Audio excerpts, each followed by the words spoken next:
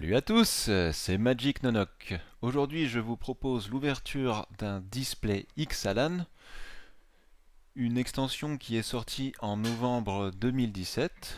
Donc voici la boîte. À l'arrière, on nous propose un petit texte pour nous resituer l'histoire d'Xalan. Le texte s'appelle Braver l'inconnu. Des siècles durant, les jungles sauvages d'Ixalan ont dissimulé un secret de taille, Oraska, la cité d'or. Mais aucun secret ne peut rester indéfiniment enfoui, et aucun trésor ne peut être mis à jour incontesté. Déployez les voiles, chevauchez un dinosaure et affrontez vos adversaires lors d'un voyage pour revendiquer les fabuleuses richesses de ce plan. Eh ben, ça promet. Donc on va retrouver logiquement dans ce display, donc si vous êtes comme moi un fan de Jurassic Park, on va retrouver des bons gros dinos. On va retrouver également des ondins, qui sont les créatures vivant sur ce plan d'Ixalan. On retrouvera également des vampires et des pirates qui débarquent sur l'île pour piller tout simplement ses trésors. Et on retrouvera également 4 Planeswalkers, Jace et Vraska, qui forment un duo. On retrouvera également Angrat et Walti. Donc ce display comporte 36 boosters. Donc je vous propose de diviser en 3 cette ouverture. Donc on va commencer par les 12 premiers boosters. Et je vous propose de partir tout de suite à l'aventure avec moi pour découvrir ensemble cette ouverture. Hop. Voilà. Hop. On va faire ça comme ça. Parfait. Et normalement, ça, ce sont les 12 premiers. 1, 2, 3, 4, 5, 6, 7, 8, 9, 10, 11, 12. Ok. Hop, hop. Voilà. Le premier booster. Voilà. Toujours un peu pénible à ouvrir. Voilà.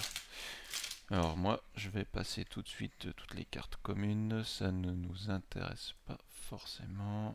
Voilà. Mettre ça de côté. Donc, première Unco, un dinosaure blanc qui a la vigilance, 1, 2, 3. Et qu'est-ce qu'elle fait? L'armosaure inébranlable inflige un nombre de blessures égal à son endurance à une créature ciblée qui le bloque ou qui est bloquée par lui. Pour 2, et on l'engage. Ok, pourquoi pas. Une créature ondin, donc bleu, une 1-1. Donc la rôdeuse du fleuve ne peut pas être bloquée. À chaque fois qu'un autre ondin arrive sur le champ de bataille, sous votre contrôle, la rôdeuse de fleuve gagne +1/+1 jusqu'à la fin du tour. Ok, donc une créature qui peut grossir. Admettons. Troisième Unco, un éphémère rouge pour 3. Les créatures attaquantes gagnent +2/+0 jusqu'à la fin du tour. Les dinosaures que vous contrôlez acquièrent le piétinement jusqu'à la fin du tour. Donc un bon gros éphémère au moment où on lance sa phase d'attaque pour bourrer en face. D'accord. Notre première rare, le blâme du fleuve, donc pour 6, rituel bleu, qui permet de renvoyer tous les permanents non terrains que le joueur ciblé contrôle dans la main de leur propriétaire. D'accord. Donc un removal, tout simplement. Derrière un terrain et un petit jeton. Ok, on va mettre de côté la rare et ici les Unco. Deuxième booster. Alors est-ce que on va avoir de bonnes cartes dans ce deuxième booster? Voilà. Hop, donc on enlève tout ça. Alors, première Unco, un rituel noir pour 3 qui nous permet de renvoyer dans notre main une carte de pirate depuis notre cimetière, puis faites de même avec un vampire, un dinosaure et un ondin. Ah ouais, donc pour 3 on peut ramener pas mal de cartes du cimetière dans notre main. Ouais, ouais, ça peut être sympa. Pour 3, une créature dinosaure verte de 3, qui a la rage. Donc à chaque fois que la multitude de raptors subit des blessures, vous pouvez chercher dans votre bibliothèque une carte de terrain de base, la mettre sur le champ de bataille engagé, puis mélanger notre bibliothèque. Ok. Un dinosaure de couleur pour 5, une 5-5 qui a le piétinement, et quand le croc de sabre enragé arrive sur le champ de bataille, il inflige une blessure à chaque autre créature. Ok, et l'illustration est vraiment belle. Et la rare, ce sera la preneuse d'otages pour 4, un humain et pirate de 3. Quand la preneuse d'otages arrive sur le champ de bataille, on exile une carte d'artefact ou de créature jusqu'à ce que la preneuse d'otages quitte le champ de bataille. Vous pouvez lancer cette carte tant qu'elle reste exilée et vous pouvez dépenser du mana comme s'il s'agissait de mana de n'importe quel type pour lancer ce sort. Donc ce qui veut dire qu'on pourrait même prendre le contrôle d'une carte adverse. Ok. Hop, un petit terrain et en foil une plaine, une forêt. Hop. Pour l'instant pas trop mal. Troisième booster. Hop, si j'y arrive. Voilà, voilà. Hop. Alors, un enchantement rouge. Chaque adversaire doit vous attaquer ou attaquer un planeswalker que vous contrôlez avec au moins une créature à chaque combat si possible. Au début de votre étape de fin, créez un jeton artefact incolore trésor avec, quand on l'engage, sacrifiez cet artefact, ajoutez un mana de la couleur de votre choix à votre réserve.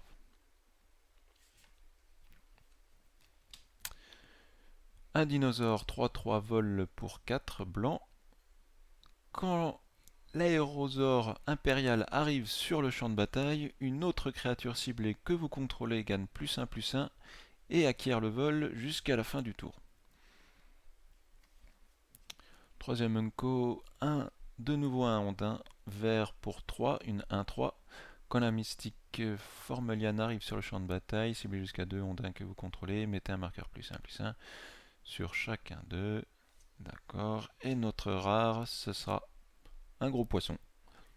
Une 6-6 pour 7. À chaque fois que le Briffaut de flotte attaque, le joueur ciblé met la moitié des cartes du dessus de sa bibliothèque arrondie à l'unité supérieure dans son cimetière. Ok. Un terrain et un jeton. Parfait.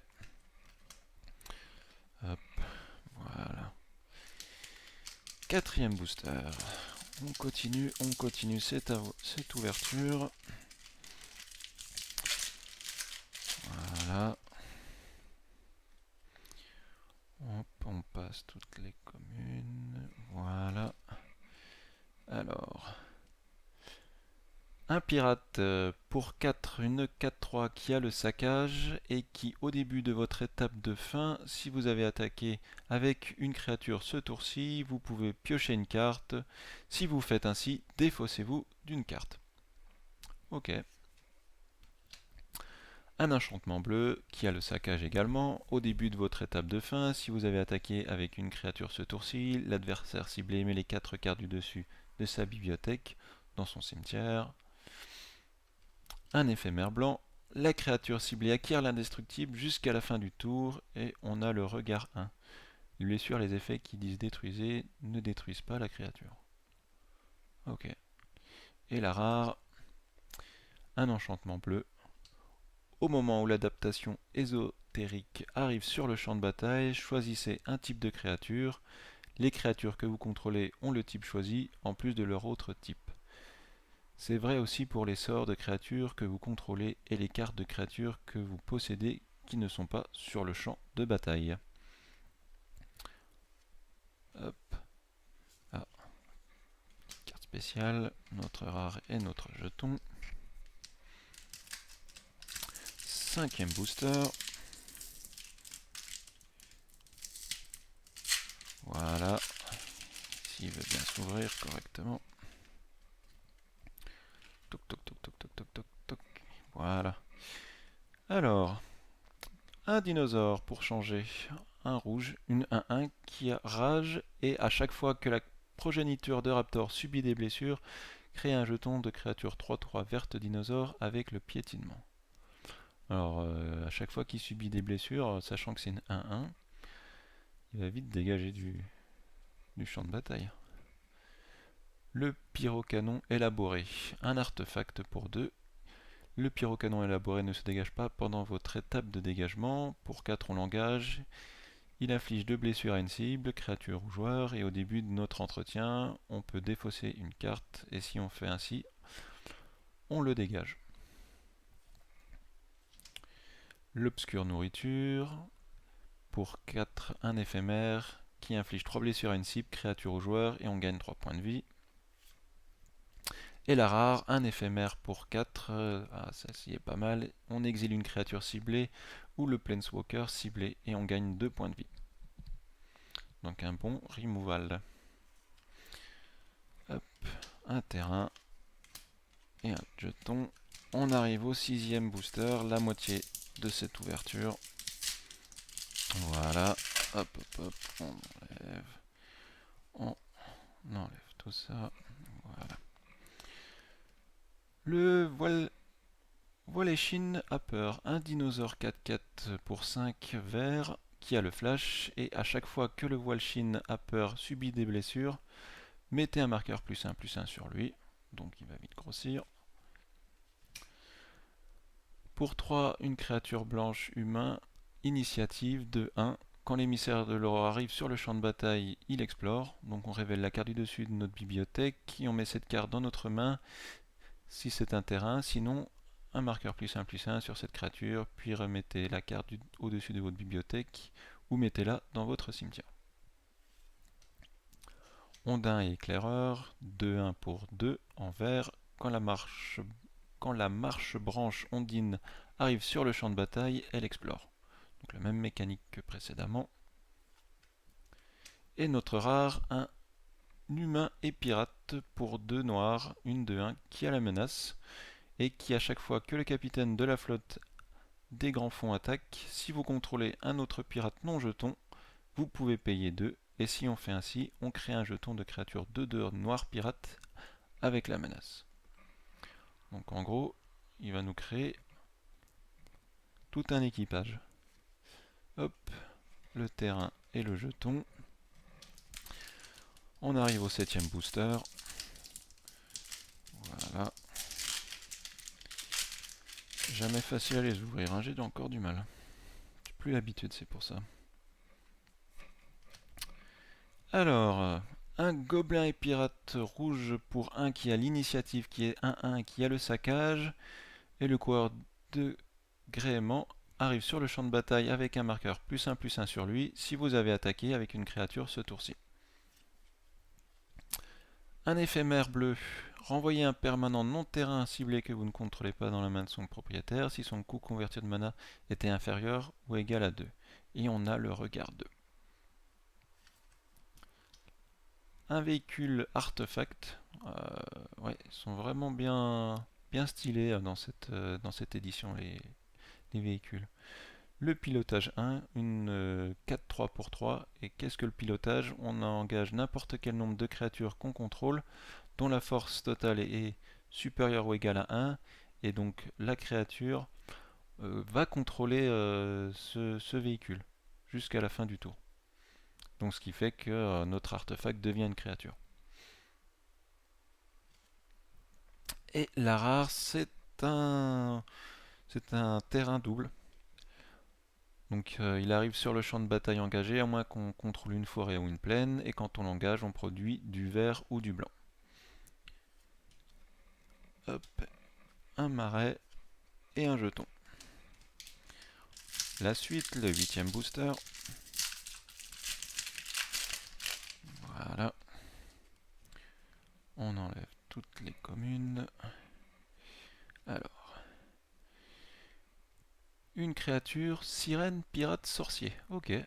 Une 1-1 pour 1 qui a le vol, bleu. Et pour 1 bleu, sacrifier la sirène dompte tempête, contrecarrer le sort ciblé ou la capacité ciblée qui vous cible ou qui cible une créature que vous contrôlez. Oups, j'allais un peu vite.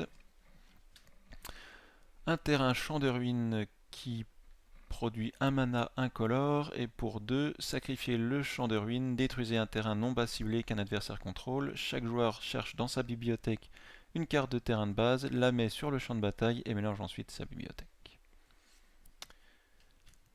Pour 2, une 1-2 créature rouge, les sorts de dinosaures coûtent 1 de moins à lancer, et le dinosaure ciblé acquiert la célérité jusqu'à la fin du tour quand on l'engage. Et la rare, un rituel noir. Révélez les 3 cartes du dessus de votre bibliothèque. Pour chacune d'elles, mettez cette carte dans votre main à moins qu'un adversaire ne paie 3 points de vie, puis exilez le reste. D'accord. Une carte de terrain et une foil, petite créature rouge en foil. Hop, on arrive dans les 4 derniers boosters. Ah, celui-là, il est récalcitrant. Est-ce que je vais y arriver? Voilà. Hop, voilà. Donc, un éphémère blanc. Détruisez la créature attaquante ciblée, on pioche une carte. Un dinosaure blanc pour 6, une 3-5 qui a la rage et qui à chaque fois qu'il subit des blessures, mettez un marqueur +1/+1 sur chaque autre créature que vous contrôlez. Un autre... Ah non, pardon, j'ai cru que c'était un dinosaure. Maintenant c'est un rituel. Rituel vert. Le piétinement sauvage coûte 2 de moins à lancer s'il cible un dinosaure que vous contrôlez. Donc dans un jeu dinosaure, ça... Très utile. Mettez un marqueur +1/+1 sur une créature ciblée que vous contrôlez. Cette créature se bat ensuite contre une créature ciblée que vous ne contrôlez pas. Petit duel. Et un artefact en tant que rare. Pour 4, l'amulette primordiale. Les sorts d'éphémère et du rituel que vous lancez coûtent 1 de moins. À chaque fois que vous lancez un sort d'éphémère ou du rituel, mettez un marqueur charge sur l'amulette primordiale. Ensuite, s'il y a au moins 4 marqueurs charge sur elle, vous pouvez les retirer et la transformer. Et donc, ça se transforme derrière en source primordiale, un terrain, qui, quand on l'engage, on ajoute un mana de la couleur de notre choix à notre réserve. Quand ce mana est dépensé pour lancer un sort, d'éphémère ou de rituel, on le copie et on peut choisir une nouvelle cible. C'est sympa. Moi j'aime bien ce concept de transformation. Voilà. Attention, on arrive dans les 3 derniers boosters. Qu'est-ce qu'il nous réserve? On va voir tout de suite. Hop. Voilà. Un enchantement rouge, on sacrifie un artefact ou une créature et on inflige une blessure à une cible, créature ou joueur. Un nouveau gros dinosaure double couleur qui est 4-6. Et chaque créature que vous contrôlez attribue un nombre de blessures de combat égal à son endurance à la place de sa force. D'accord. Chaque créature que vous contrôlez, donc lui-même, il affligerait 6. Ok. Un rituel bleu, piochez 2 cartes, ensuite défaussez-vous d'une carte à moins que vous n'ayez attaqué avec une créature ce tour-ci. Et la rare. Le prêtre du soleil levant. Un humain éclair. Je sais plus si on l'a eu, il me semble pas. Au début de votre entretien, vous pouvez révéler la carte de dinosaure de votre main. Si vous faites ainsi, on gagne 2 points de vie. Et pour 5, on le sacrifie. Et on charge dans notre bibliothèque une carte de dinosaure. On la révèle et on la met dans notre main. Et on mélange notre bibliothèque. Une île et un petit jeton. Hop. Les 2 derniers. Donc en l'occurrence l'avant-dernier. Voilà.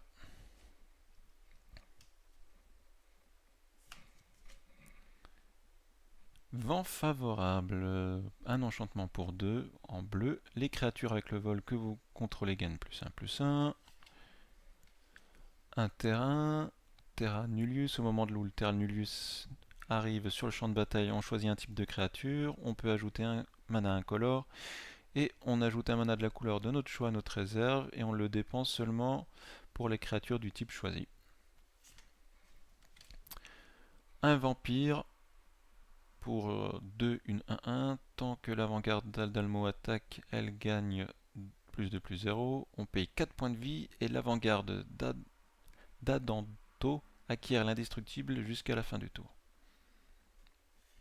Et la rare, une créature légendaire, donc c'est notre première mythique, vampire et chevalier. Donc pour 5, une 4/4 qui a la vigilance, le lien de vie. Ok, ça c'est sympa. Payez 7 points de vie, détruisez un permanent non terrain ciblé, n'activez cette capacité que pendant votre tour. Ok, et il me semble qu'il y a une foil. Oui, une Uncofoil eau de plonge racine. Un enchantement bleu. Sympa, toujours l'effet du foil. Chaque fois que vous lancez un sort d'ondin, créez un jeton de créature 1/1 bleu ondin avec la défense talismanique. Alors qu'est-ce que la défense talismanique? C'est une créature avec la défense ne peut pas être la cible de sort ou de capacité que vos adversaires contrôlent. Et d'ailleurs, le petit jeton. Et enfin, dernier booster de cette première série. Le suspense est à son comble. Roulement de tambour. Et ben on a trouvé un vaurien. Le vaurien recherché. Enfin les vauriens recherchés. Qui sont des humains et pirates pour 2. Et ce sont des créatures, enfin une créature 4/3. Quand les vauriens recherchés meurent, l'adversaire ciblé crée 2 jetons d'artefacts incolores trésor avec, quand on l'engage, on sacrifie un artefact et on ajoute un mana de la couleur de notre choix à notre réserve. Un petit rituel vert, la créature ciblée gagne +5/+5 jusqu'à la fin du tour et elle doit être bloquée ce tour-ci si possible. Donc si possible, c'est-à-dire qu'elle ne peut pas forcément être bloquée. Du coup, s'il n'y a rien, forcément. Pour 3, une créature 1/4 humain et archer qui a la portée, donc qui bloque les créatures avec le vol.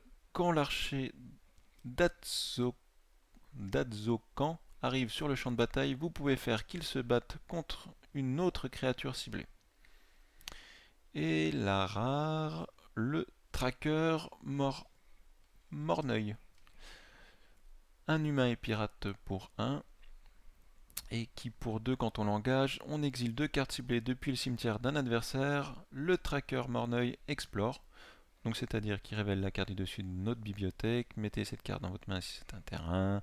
Sinon un marqueur +1/+1 sur la créature. Et on peut remettre la carte au-dessus ou en dessous de la bibliothèque. Voilà, voilà. Et ben c'est tout pour cette première partie d'ouverture de display d'Ixalan. J'espère que vous avez apprécié cette première ouverture.